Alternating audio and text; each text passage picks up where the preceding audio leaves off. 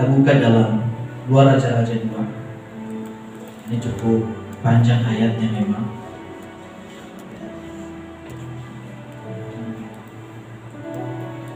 Kita baca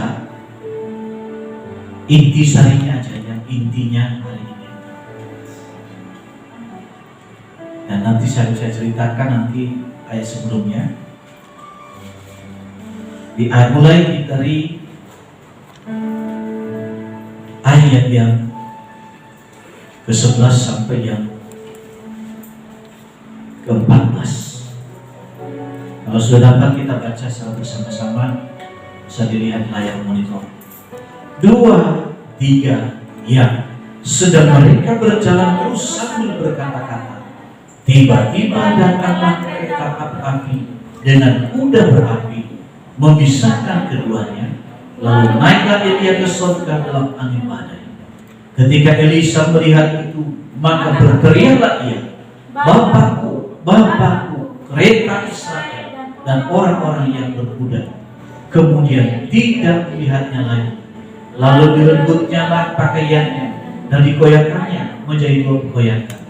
Sesudah itu dipungutnya jubah Elia yang telah terjatuh. Lalu ia berjalan hendak pulang dan berdiri di tepi sungai Yordan. Ia mengambil jubah Elia yang telah terjatuh itu, dipukulkannya ke atas air itu sambil berseru, di manakah Tuhan Allah Elia? Ia memukul air itu lalu terbagi ke sebelah sini dan ke sebelah sana, maka menyeberanglah Elisa. Saudara kasih Tuhan, kalau kita baca ayat sebelumnya, maka ada 2 kelompok manusia. Kelompok yang pertama, baca nanti mulai ayat ke-1 ya. Ada kelompok dikatakan ada 50 rombongan nabi. Dan yang kedua, ada kelompok yang disebut adalah hamba yang tidak punya track record, yang tidak punya cerita untuk dibanggakan selain dia menjadi seorang hamba bagi seorang Elia yang bernama Elisa. Saudara, kalau di zaman perjanjian lama, setiap orang yang mengaku dirinya nabi, dia harus membuktikan apa yang dilihatnya itu terbukti, atau apa yang dibuatkannya itu terbukti. Saudara, pernah saya ingat waktu saya masih anak kecil, ada seorang penatua dalam sebuah gereja Katolik. Pada waktu itu terkenal yang namanya itu dalam bahasa Indonesia itu gerakan Vanessa Judul. Mungkin seumur musisi Bang Sabar belum lahir juga. Iya benar, karena saya masih kecil. Nah, seorang penatuanya mau pernah terkenal di Nias itu ilmu kebal, ilmu membagi raga, ilmu menghilang, ilmu kebal dan lain sebagainya, termasuk racun juga. Seorang Katoliknya mengatakan, di rumahmu ada racun, sedang berasap. Dibilang gak ada, tidak mungkin, tempatnya di sini. Begitu diperiksa, benar ada. Kalau kamu gak buang, maka keluargamu yang mati. Nah, orang itu takut, terpaksa dia buang. Di rumahmu ada jimat, kamu letakkan di sini. Selalu ada korban. Kalau kamu tidak buang, maka anak jadi korban.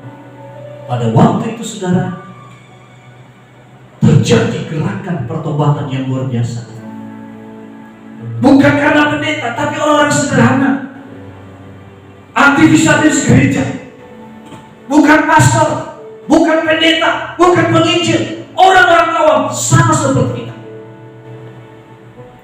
Nah, nubuatan nabi pada zaman itu, begitu dia mengatakan ada ini, itu ada. Kalau tidak ada, dia akan dibunuh, dilempari dengan batu sampai mati. Saudara, dulu kalau orang menerima panggilan Tuhan sebagai nabi, itu ketakutan. Karena ketika disuruh oleh Tuhan, pergilah kau menghadap raja. Nah, ketika dia bertanya ketemu raja, dia menyampaikan pesan Tuhan. Habis dia pesan, dia kabur. Karena apa? Ada pedang dan tombak yang menunggu. Oh iya, sekarang kan bisa sampaikan nama dari seorang nabi, betul enggak? Kadang-kadang ada yang di Facebook Messenger saya, Tuhan ngomong ke saya, Pak, A dan B. Loh bisa.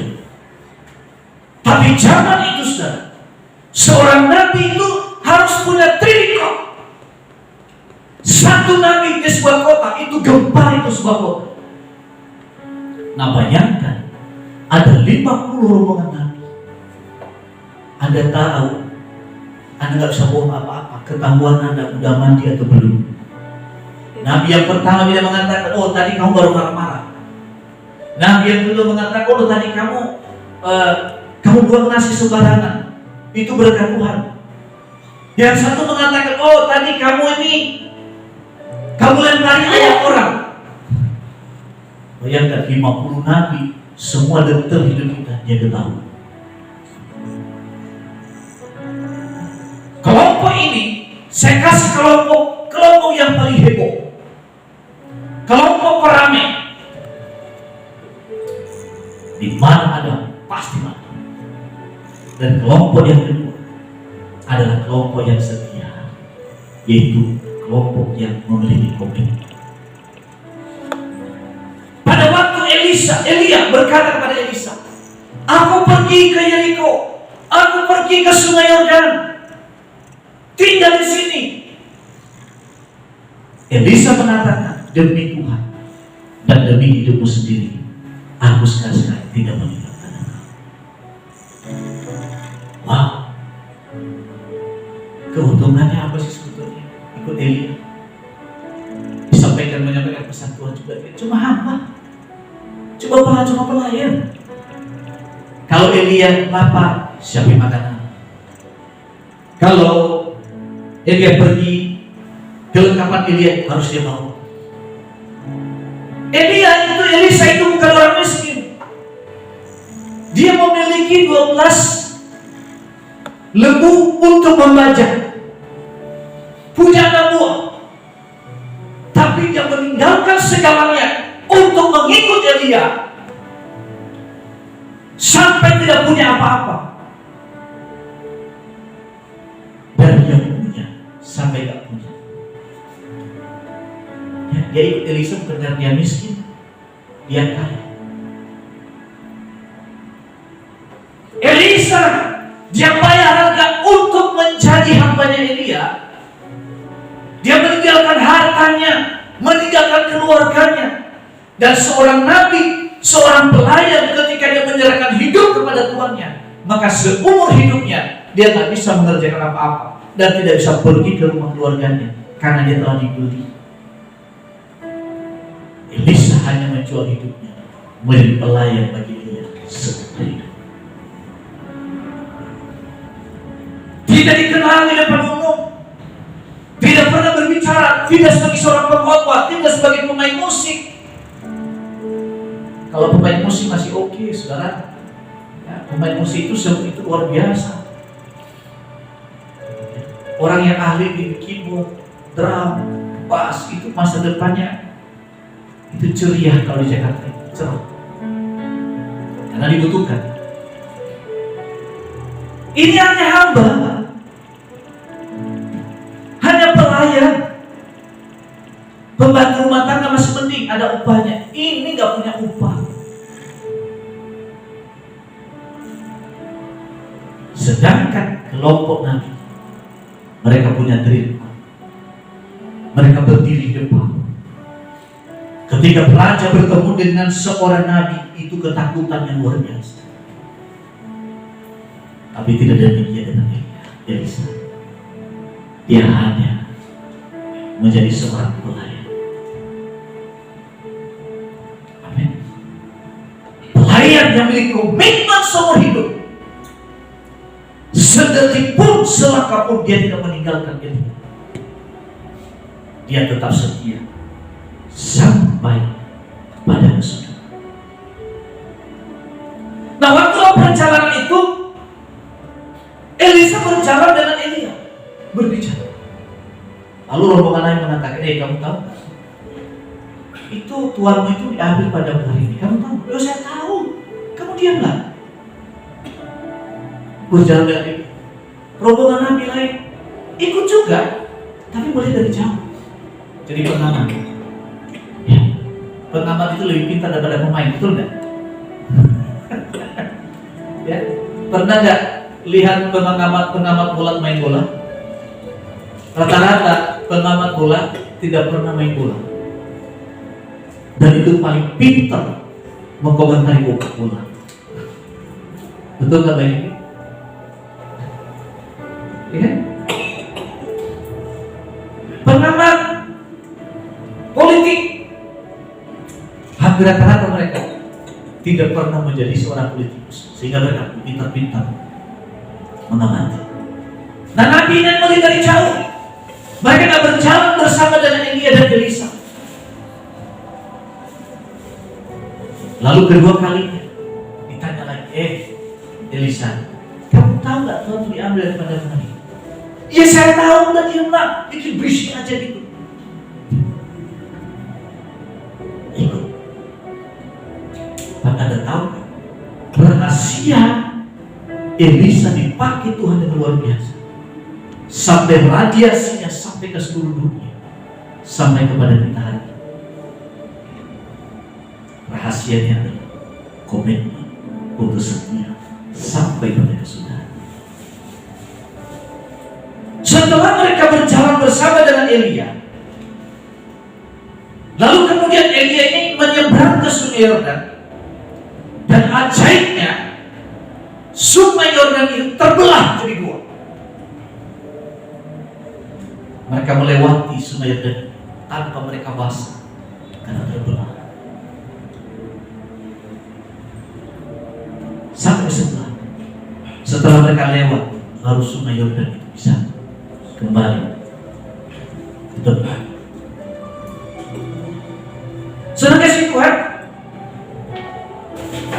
setelah berhasil menyeberang, Elia berkata kepada Elisa, ayat ke-10, kita baca ayat 10-nya. Berkatalah Elia, yang kau minta adalah suka, tetapi jika engkau dapat melihat aku terangkat daripadamu, akan terjadilah kepadamu seperti yang demikian, dan jika tidak ada demikian. Apa itu? Ayat 9. Dan sesudah mereka sampai ke seberang, berkatalah Elia kepada Elisa, mintalah apa yang hendak kulakukan kepadamu sebelum aku terangkat daripadamu. Jawab Elisa, biarlah kiranya aku mendapat dua bagian dari roh. Wow. Saudara, kalau sudah kita melewati kesetiaan, proses kesetiaan, proses berbenah, komitmen kita sampai pada kesudahan, pada waktunya Tuhan pakai siapapun akan bertanya kepada kita, mintalah apa yang hendak aku perbuat bagimu. Elisa tidak minta kekayaan, tidak minta yang lain-lain. Dia hanya minta, biarlah kau bagian dari roh. Itu yang aku minta. Wow. Elia itu dikenal nabi besar. Dia mampu menghentikan hujan selama 3 tahun 6 bulan. Dan juga dia mampu menurunkan hujan setelah dia perintahkan hujan itu turun.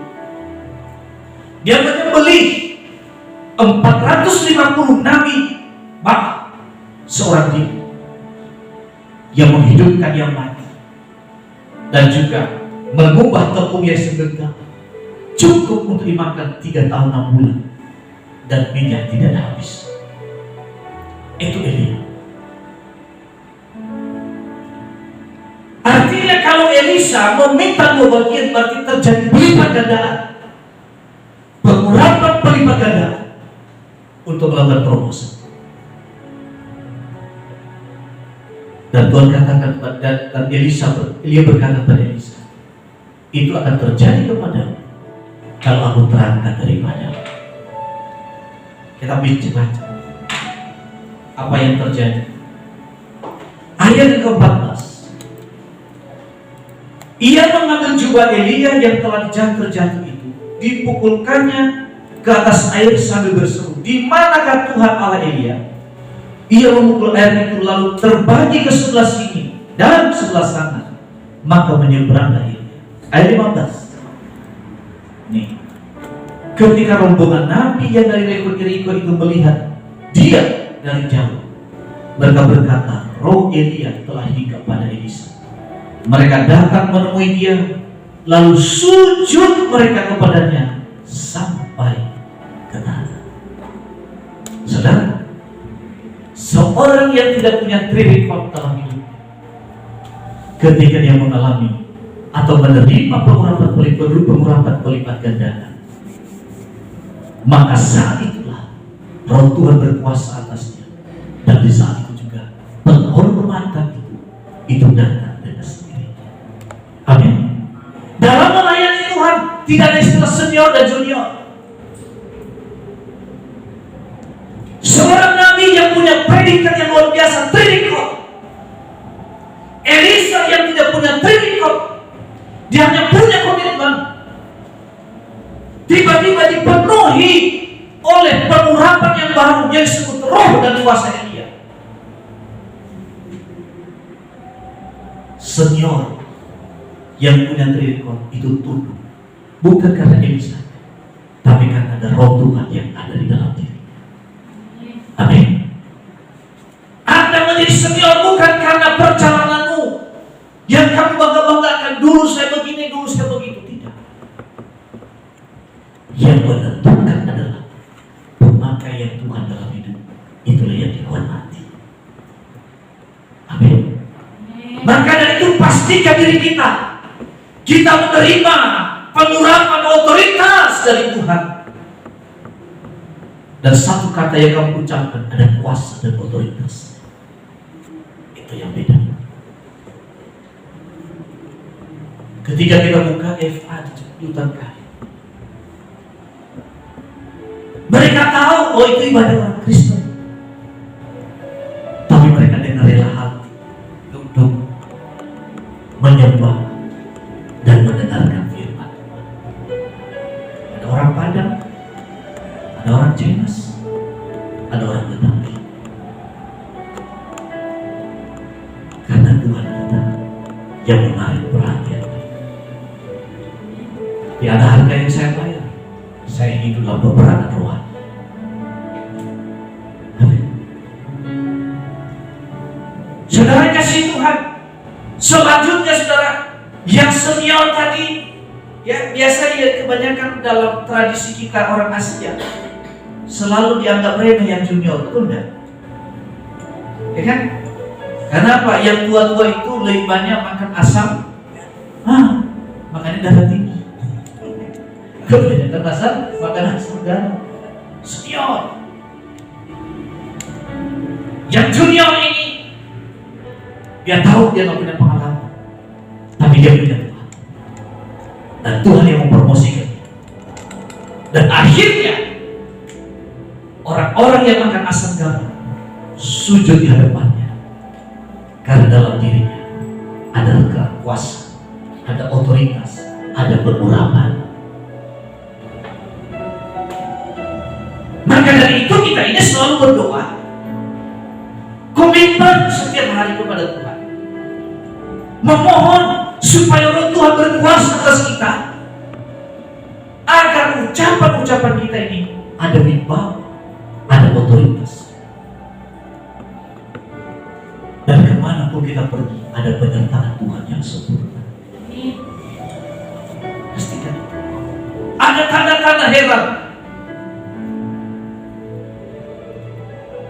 yang dilakukan Elisa pertama mujizat. Dia membelah Sungai Yordan.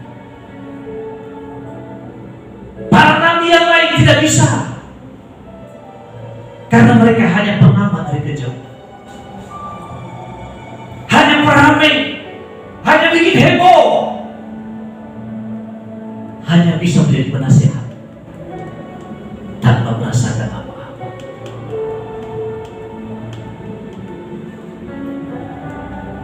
Mereka tidak bisa ikut Elia sampai pada akhir. Hanya bisa melihat dari kejauhan. Karena kalau sungai Yordan ini berbicara tentang titik kematian dan kehidupan. Anda tahu sungai Yordan ini yang pernah dibelah oleh Yosua. Di situ dimulai Tuhan promosikan yang membuat Yeriko ketakutan karena sungai Yordan ini terbelah.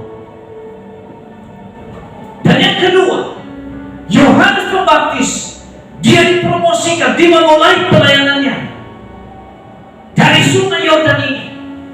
Di situ dia dipromosikan oleh Tuhan, menceritakan, bertobatlah kamu, sebab kerajaan Allah sudah dekat. Dari sungai Yordan. Tuhan Yesus juga memulai pelayanannya, dibaptis di sungai Yordan. Di situ surga terbuka.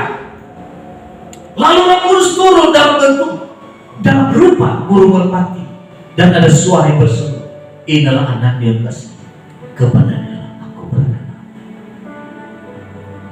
Kejadian yang dialami Elisa bukan sebuah kebetulan, karena memang di sana sungai Yordan ini titik awal kematian dan kebangkitan. Kita nggak bisa lari dari proses hidup. Kita nggak bisa lari dari kenyataan hidup yang harus kita lalui. Kita harus hadapi bersama dengan Tuhan.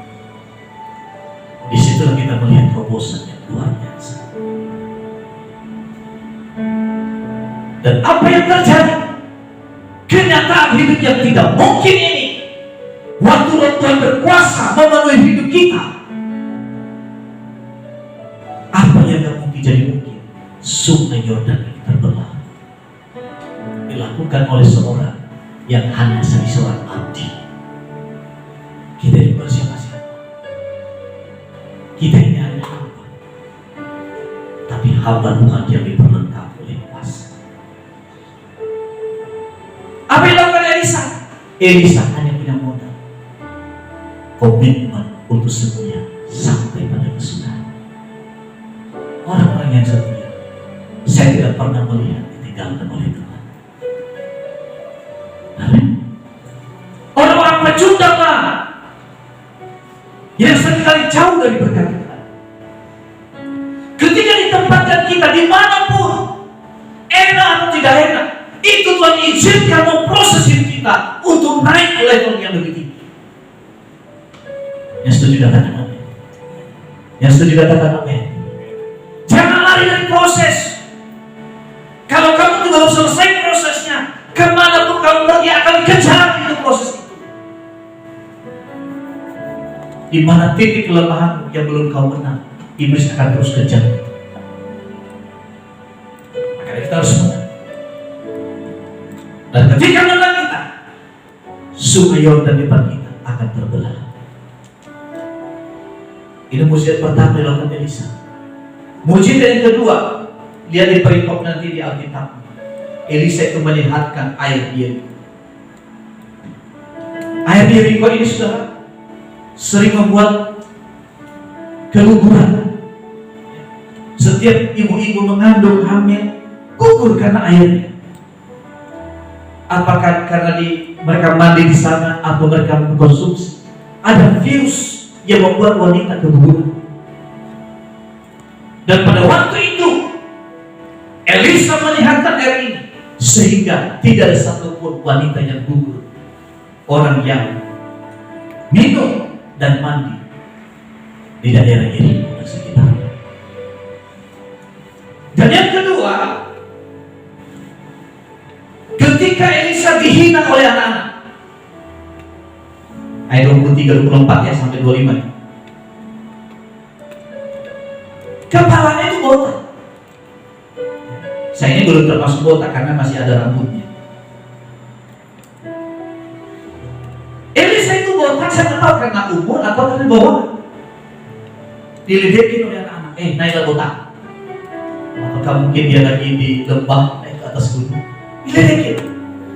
Nah, kata botak di zaman dahulu itu penghinaan. Penghinaan, merendahkan. Makanya penting kita ajar anak-anak kita bagi punya anak. Jangan sampai seperti itu. Elisa marah, dia mengutuki anak-anak itu. Dan apa yang terjadi? Keluar. Elisa juga malu. Manusia. Ada emosinya juga. Dia kutuki anak-anak. Keluar gulung, dia cabik-cabik anak-anak. Berapa banyak anak-anak mati gara-gara diledekin, hai botak. Ya. Karena itu di tradisi budaya Yahudi tidak boleh mengatakan pada orang lain itu buta, itu penghinaan. Ya. Makanya kalau kalian heran, saudara, orang Yahudi itu biar botak kanan kiri depan belakang, tidak ada yang berani hina, karena itu tradisi mereka. Iya, justru ada filosofinya orang Yahudi. Kalau orang Yahudi itu kena botaknya di depan. Ya seperti saya dengan Pak Edward, botak di depan. Ya memang benar kan dengan. Nah itu menurut filosofinya itu orang pintar. Botak di depan. Tapi kalau botaknya orang Arab di belakang, itu pemikir.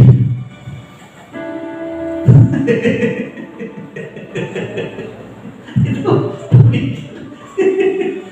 Karena saya cerita sejarah. Waktu perang Palestina dengan Israel, itu orang Israel itu pintar. Lagi perang ini di subuh-subuh. Nah orang Yahudi itu karena kreatif, orang Palestina kan udah siap-siap kan, senjata perang. Tiba-tiba ada iseng, orang Yahudi itu suka iseng kalau perang. Abdullah, dia langsung teriak, Allahu Akbar, dia tembak mati. Bener itu. Ini kondor tadi ada ceritanya itu.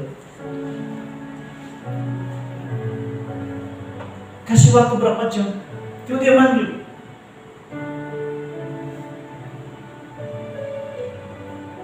Dimanggil aja, dia panggil. Sudah. Allahu Akbar, ditembak mati. Mati terus. Sehingga Bapak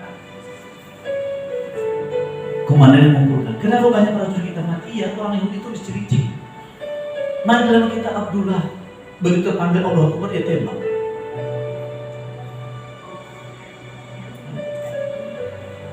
Dipanggil Siti Hadijah, begitu kita sahut dia tembak.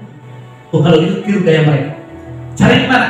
Nama mereka sangat sederhana. Ada Musa, ada Naftali, ada Yohanes. Oke, baik perang. Begitu masuk perang, orang Palestina nggak mengaku. Yohanes, dia sahut, gak ada di sini, dia tembak.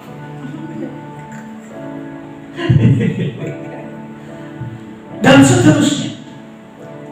Jadi karena stres menghadapi Israel, makanya botak di belakang. Nah, kalau dua-duanya gimana? Botak depan sama belakang. Karena kebanyakan mikir dia pintar.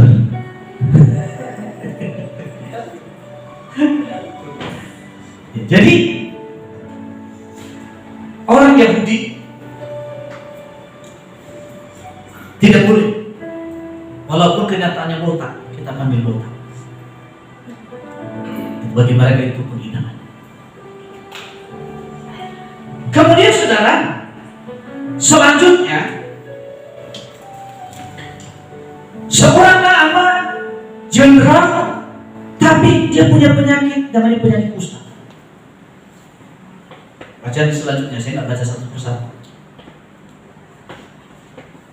Di sungai Yordan ini, Elisa menceritakan, benarkah dirimu 7 kali, kamu akan sembuh. Pertama-tama dia tersinggung.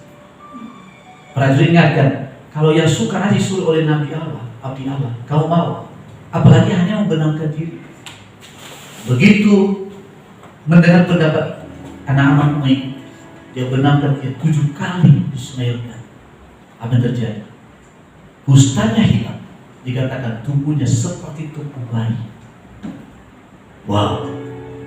Bayangkan orang sudah usia 50, jenderal itu rata-rata usia 50, 5. badannya seperti anak bayi.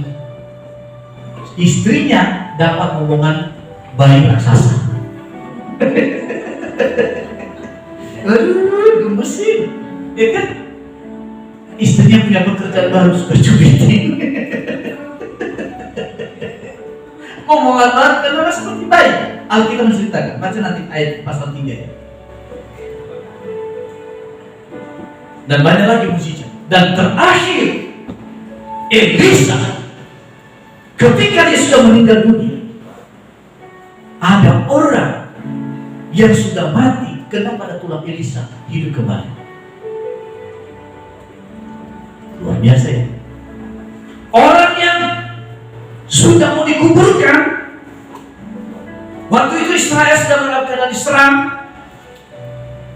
mau ditaruh ke dalam gua ini orang yang meninggal. Tiba-tiba ada prajurit yang mengejar mereka. Mereka panik, lalu mereka lemparkan begitu aja ini mayat dan selamatkan diri. Kena di tulang Elisa, orang yang mati ini hidup kembali, lalu dia lari menyelamatkan diri dari musuh. Hanya tulang mampu menyembuhkan orang. Ini udah mati. Saudara, Tuhan tidak pernah salah memilih seorang. Kalau Tuhan sudah pilih, Tuhan menciptakan hal-hal yang spektakuler di dalam dirinya. Amin. Ada hal spektakuler. Yang penting ini, ikut gaya Elisa, komitmen, setia sampai akhir. Ada beberapa hal yang bisa kita lakukan. Bagaimana kita menerima pengurapan berlipat ganda? Yang pertama, kita harus punya komitmen. Selalu saya ajarkan kita, pertama dalam gereja, hidup dalam komunitas. Ya. Kemudian saudara, kita harus bangun hubungan intim dengan Tuhan. Yang pertama, melalui doa. Doa itu jangan rutinitas, harus dengan kerinduan. Oh saudara, kalau saya nggak kuat di doa, saya sudah putus asa. Waduh, kok kenapa Tuhan? Waduh, susah begini, berat. Doa. Ya. Kedua, melalui firman Tuhan. Harus suka baca firman. Harus senang baca Alkitab. Sekarang udah mudah, Alkitab elektronik udah banyak, Alkitab voice sudah ada. Yang ketiga, harus senang memuji. Memuji Tuhan. Tadi lagu kita tadi. Apa tadi lagu pujian tadi? Apa itu namanya? Hah? Lagu pujian tadi apa itu? Terima sukacita surga, itu pujian. Itulah kekuatan bagi jiwa. Di mana saya suka nyanyi. Gereja pun kemarin saya temani Bu Lesti untuk acara WB. Saya nyanyi. Jaga wibawa. Nyanyi.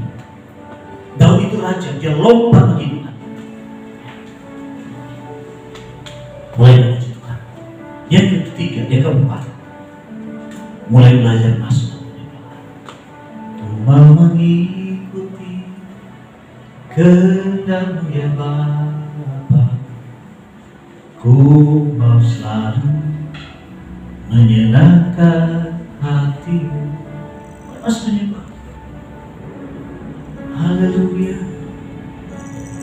haleluya. Segala pujian bagi-Mu.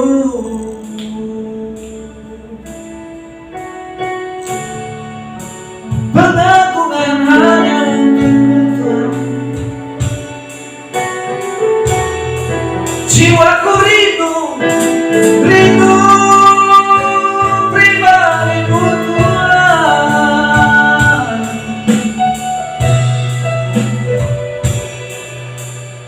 Masuk menyembah. Anda 1 jam, 2 jam, 3 jam, 4 jam gak berasa. Saya jalani. Makanya kalau saya masuk dalam doa bisa bertahan berjam-jam. Karena bukan doa minta-minta, hanya doa menyembah. Amin. Ayo perhatikan. Anda dalam tekanan, dalam masalah, justru disitulah kamu harus berdoa. nanti ada punya pengalaman Tuhan. Banyak, pasti. Kalau ikuti apa yang saya ajarkan ini pasti. Nanti tiba-tiba ada di sini, Anda bisa melihat tempat yang jauh. Kita kan alami gituan. Duduk di tempat tidur saya hidup. Saya bisa sampai ke sebuah tempat. Orang yang ini yang dibicarakan ini. Biasa. Pernah juga kayak makan di restoran Padang. Restoran Padang bersama dengan teman-teman. Ini doa. Ini nasinya masih panas, baru disajikan. Kita doa. Habis makan, tempat makanan saya itu ulat semua. Tapi herannya, makanannya masih panas, kuahnya masih panas, masih berasap. Ini jadi makan saya. Pernah lagi makan bakso. Mana ada bakso yang dingin, betul kan? Habis doa, baksonya yang lagi panas, belatung semua. Belatung semua. Sampai tadi Pak kami ngambil air panas. Iya saya tahu, tapi ini belatung. Dan herannya belatung itu bisa hidup di air yang panas. Bergerak. Kalau Anda punya hubungan dengan Tuhan, Anda mau diracun, Anda tidak tahu. Tapi Roh Kudus tapi tahu kan? Itu juga. Pada waktu kita selesai berdoa, ada tanda-tanda yang menyertai.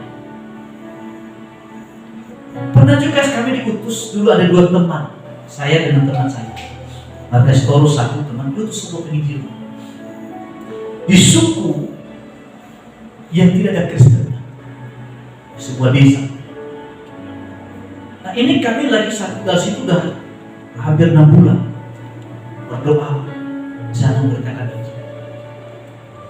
Nah ternyata saudara di kampung ini ada yang senang dengan kami.